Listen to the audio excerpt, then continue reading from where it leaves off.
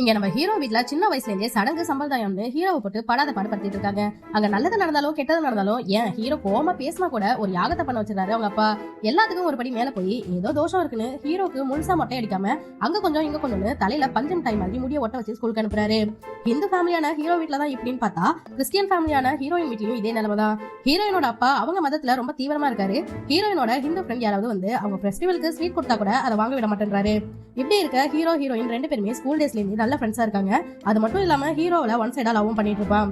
ஒரு நாள் அவன் லவ் சொல்ல வரும்போது ஹீரோயின் வேற ஒருத்தவனை காமிச்சு அவனதான் லவ் பண்றதா சொல்ல ஹீரோட மனசே சுக்குநூறா உடைஞ்சு போயிடுது. அந்த வருத்தத்திலேயே வீட்டுக்கு போயிட்டு இருக்கும்போது அவனுக்கு ஆக்சிடென்ட் ஆகிட அதுக்கும் ஒரு யாகத்தை பண்றாங்க அவங்க வீட்டுல. ஒரு நாள் ஹீரோயின் லவ் பண்ற பையன் அவளை சீட் பண்ணிடுறான்னு தெரிய வந்து பிரேக்கப் பண்ணிடுறா. அது மட்டும் இல்லாம ஹீரோ மேலேயும் அவளுக்கு காதல் வர ஆரம்பிக்குது. இப்ப இவங்களோட லவ் ஸ்டோரிய அவங்க வீட்டுல சொல்றதுதான் பெரிய டாஸ்காவே இருக்கு. ஹீரோயினோட வீட்டுல அவளுக்கு மேரேஜ் பேசி எடுக்க உடனே நான் ஒரு 1 year USA கோர்ஸ் படிக்க வேண்டியிருக்குன்னு சொல்ல வீட்லயும் சரின்னு சொல்லிடுறாங்க. ஹீரோவும் அவன் ஆபீஸ் மூலமா USA போக பிளான் பண்ணிட்டான். இப்போ ரெண்டு பேருமே ஒன்னாதான் கிளம்பி போறாங்க. அங்க இவங்களோட ஃபேவரட் பிளேஸ் ஒன்று இருக்கும். அங்க போய் ரெண்டு பேரும் ரிங் மாத்திக்கலாம் பிளான் பண்ண இவங்க போன நேரம் அங்க சீசன் இல்லாததுனால அந்த பிளேஸ க்ளோஸ் பண்ணி வச்சிருக்காங்க. இது ஹீரோ மனசுக்கு உறுத்தலாவே இருக்கு. பேசாம நம்ம லவ் பண்றத வீட்டுல சொல்லிடலாமான்னு சொல்றான்.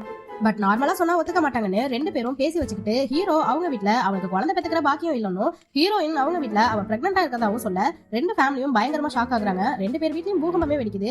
பெரிய பிரச்சனைக்கு அப்புறம் சரின்னு ஒரு வழியா சமாதானமாகி ரெண்டு ஃபேமிலியும் பேசலாம்னு வர ஹீரோ எனக்கு இப்படி ஒரு பிரச்சனை இருக்குன்னு அவளை தவிர வீட்டுல உள்ளவங்களுக்கு எல்லாம் தெரியாதுன்னு சொல்ல இங்க ஹீரோயினும் நான் பிரெக்னெண்டா இருக்கிற விஷயம் அவங்களை தவிர வீட்டுல யாருக்கும் தெரியாது, தெரிஞ்சா எனக்கு மரியாதை கிடைக்காதுன்னு சொல்லி அனுப்ப இப்ப ரெண்டு ஃபேமிலியும் பேசிட்டு இருக்கிற சமயம் ஹீரோயினோட அக்காவுக்கு பிரசவ வலி வருது.